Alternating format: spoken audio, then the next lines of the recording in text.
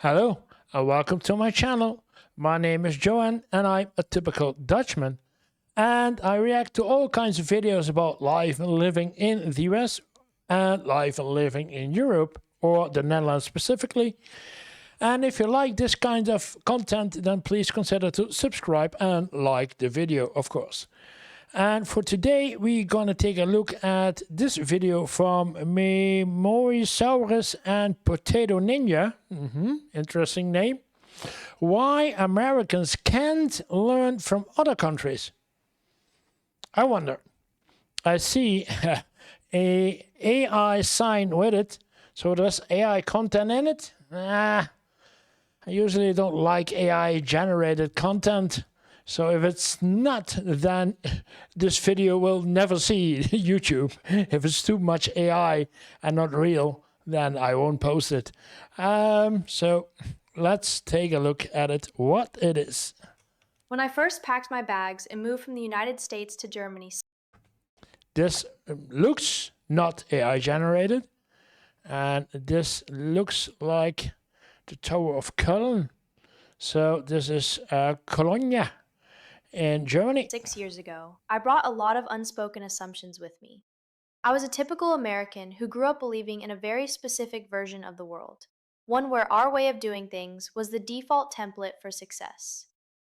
I remember standing in a grocery store in Berlin during my first week, staring at the cashier who was sitting comfortably in an ergonomic chair while scanning my items. In the United States, we expect cashiers to stand for 8 hours a day, a practice that serves no functional purpose other than to signal to the customer that the worker is sufficiently subservient. But here, the cashier was She. The voice may be real, but this nice looking woman is AI generated. I see it. Her eyes aren't as true. But the rest looked, the other video shots looks like real. So was sitting down, working efficiently, and looking completely relaxed. It was a tiny detail, a micro adjustment in daily life, but it forced me to ask a question that has haunted me ever since. Why do we in America accept so much unnecessary stress, expense, and physical discomfort as normal? And why are we so incredibly stubborn when it comes to learning how other countries have solved these exact problems? interesting questions. Why are the Americans still doing the way they do instead of what other countries do, more relaxed or less stressful? And about standing cashier and sitting cashier, I think standing has something to do with looking someone right in the eye instead of when you're standing and the cashier is sitting down and is looking down to somebody.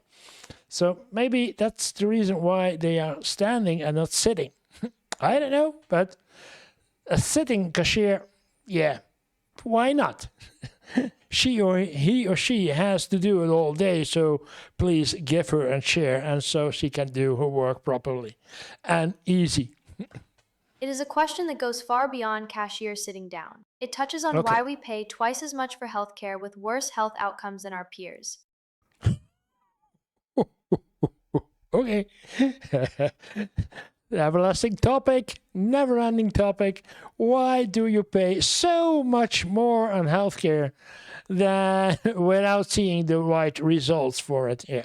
It touches on why our cities are built around multi-lane highways that isolate us in traffic rather than fast, reliable public transit. It touches on why we are the only advanced nation without guaranteed paid family leave or mandatory vacation time. Whenever you bring up these issues in American public discourse, the reaction is almost always the same. People do not engage with the policy. They do not look at the data. Instead, they immediately build a wall of excuses for why it is absolutely impossible for America to adopt anything that works elsewhere. Today, They build a wall of excuses. So why they do it or don't do it and other countries do. Today, we are going to dive deep into the cultural, historical, and structural reasons why America is practically locked in a room, refusing to look out the window, and why our inability to learn from the rest of the world is holding us back from being truly great. There she goes again with rants. Yeah, she is really AI To generated. understand this barrier, we have to travel back to 1831 when a young French aristocrat named Alexis de Tocqueville arrived in the United States. He spent 9 months traveling the country, observing our fledgling democracy, and eventually wrote a massive book called Democracy in America. Okay. A massive book, Democracy in America, from Alexis de Tocqueville. Translation by Henry Reef.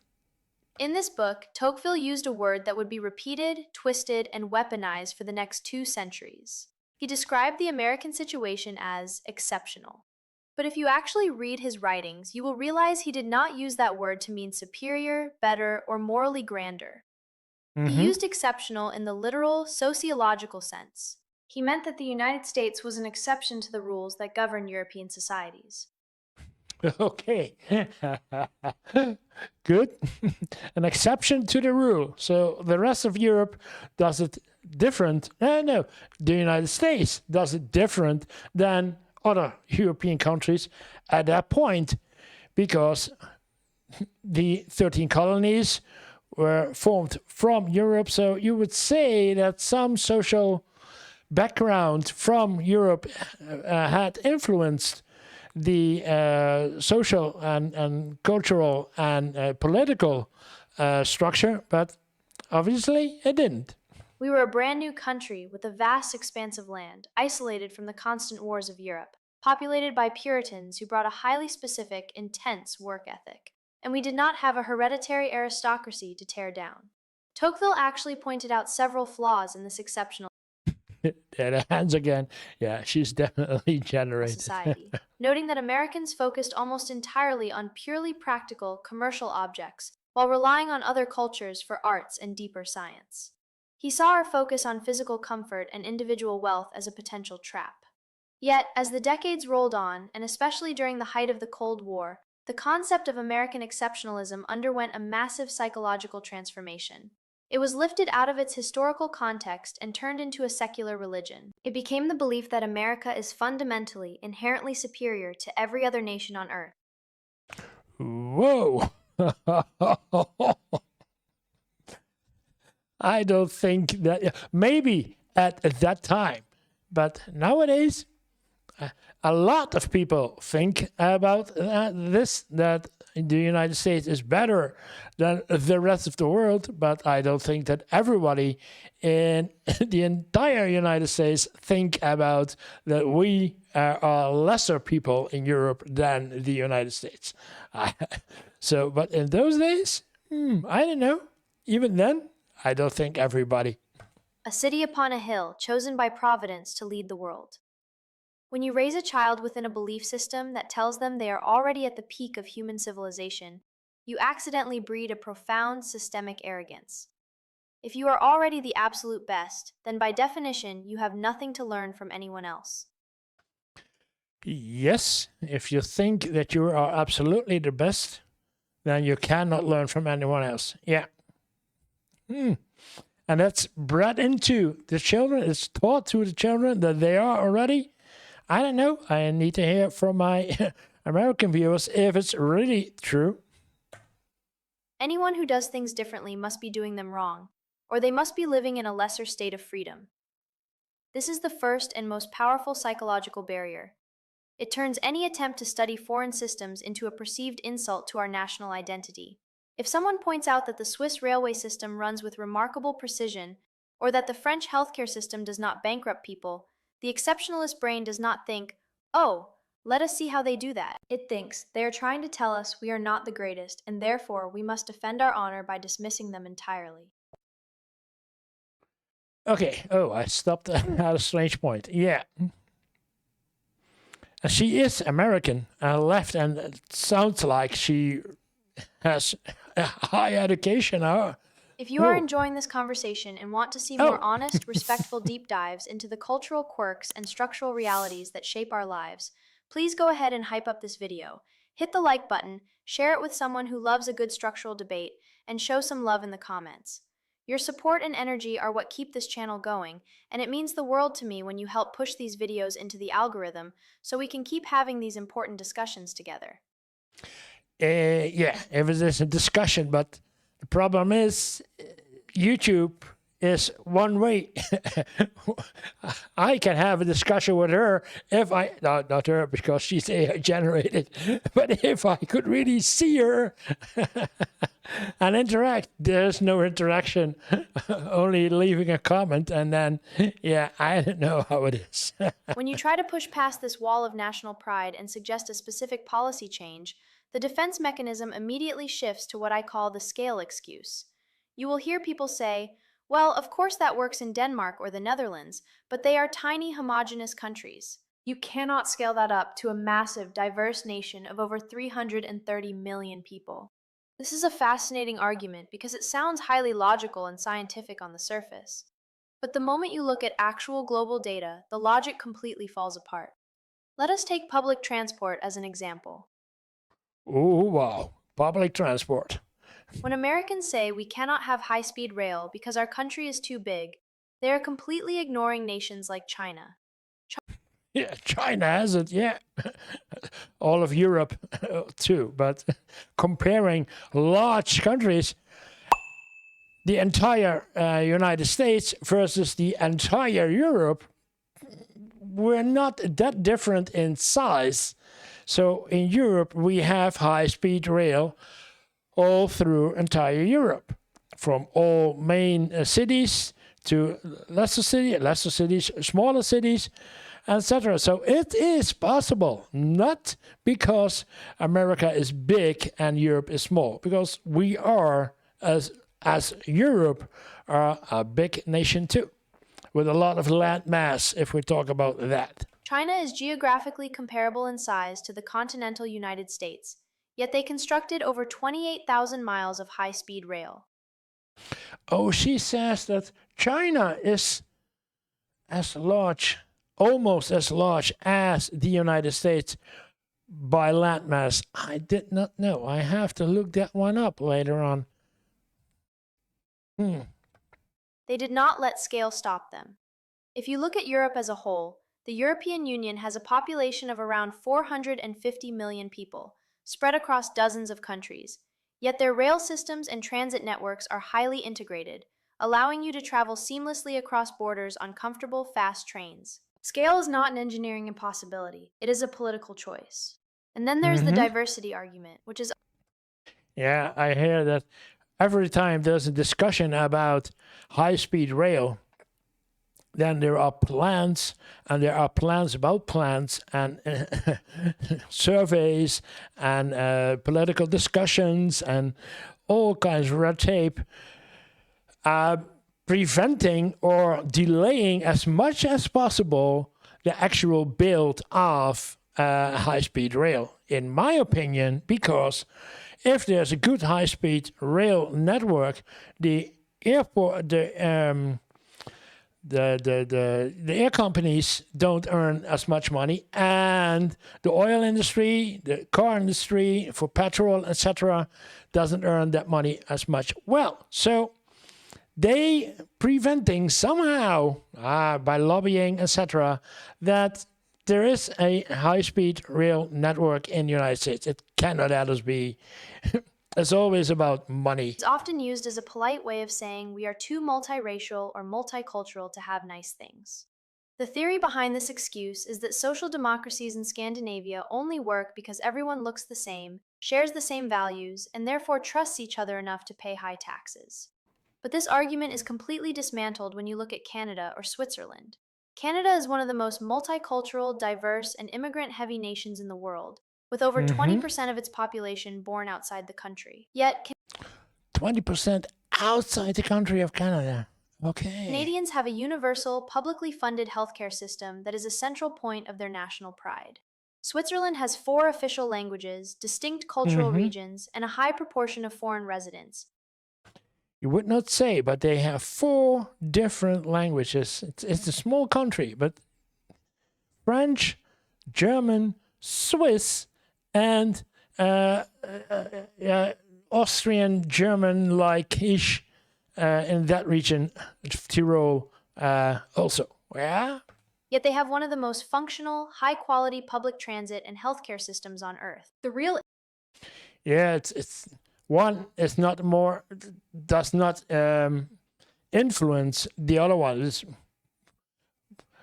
why? Why would several different cultural backgrounds and people influence the way how public transit should work? Everybody wants it, so. The issue is not that America is too diverse or too big to implement these policies. The issue is that we have weaponized our diversity to prevent social solidarity. For decades, political rhetoric in the United States has focused on dividing people. Abide. So abide of die. Doesn't sound good, but abide, no hatred. Suggesting that if we fund public housing, universal health care, or public transit, our hard-earned tax dollars will go to feed people who do not deserve it. We have linked social Yeah, that's always an excuse. I'm not gonna pay for people who don't work programs with racial and until they have their own problems and are without work and maybe without a home. Sure. cultural anxiety, creating a low-trust society where people would rather suffer under high private insurance premiums than support a system that helps everyone equally. Quick thing before we move to the next structural block on this list of why we stay stuck. The data on Oh, this channel not shows that over subscribed. 80% of you watching right now are not subscribed. That means you are showing up for the content, but the algorithm has no reason to show you the next video. Hit subscribe so you do not miss the next one. It is a super simple way to help support the channel, and it ensures we can keep exploring these heavy, eye-opening cultural differences together. This brings us to the structural realities of how America is locked into its current path. In social sciences, Whoa. A graph.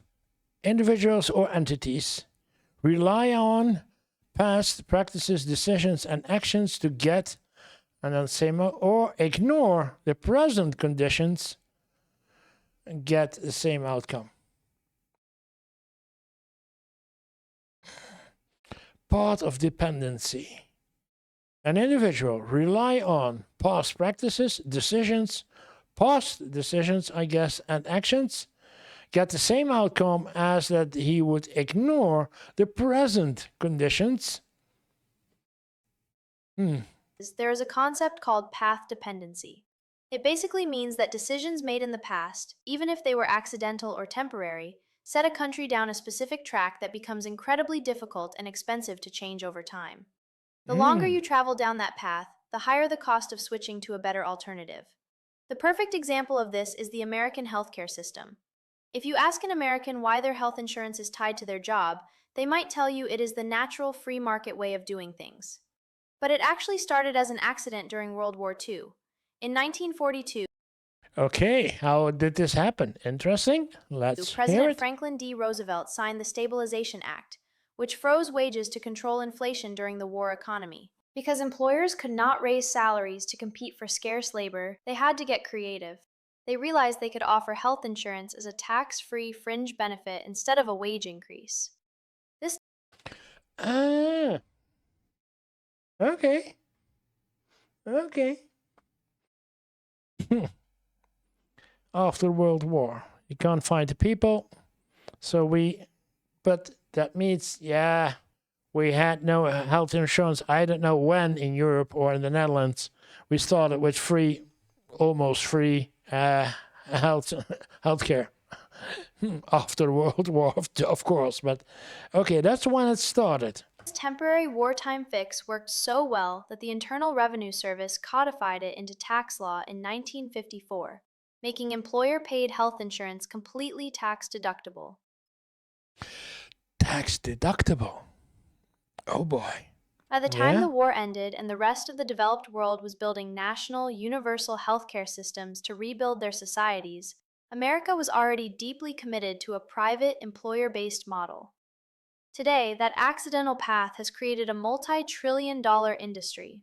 We have Yeah. massive private insurance companies, pharmaceutical conglomerates, and private hospital networks that profit immensely from the complexity and inefficiency of our current system.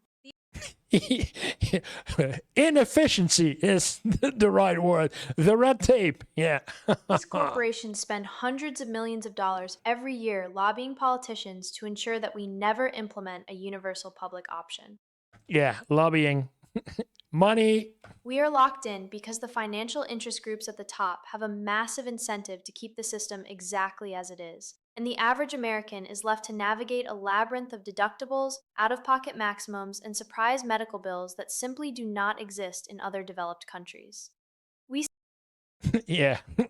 But the same is also for what I already said for the public transport, the high-speed rail system. Again, a lot of big billion and trillion dollar companies will prevent that the politic take decision about making a high-speed rail because they don't want to lose a lot of money, income, revenue for their earnings per share shareholders to a public system.